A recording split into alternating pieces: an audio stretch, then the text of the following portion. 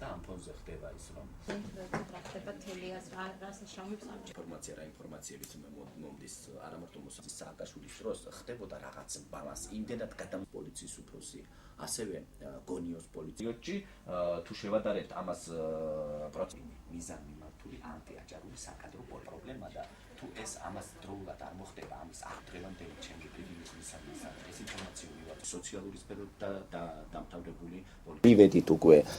იმ დონემდე რომ ყველაფერი ეს გამოიხატება ანტიაჭარულ საკადრო პოლიტიკაში საბოლოო ჯამში ეს შექმნის სერიოზულ პოლიტიკურ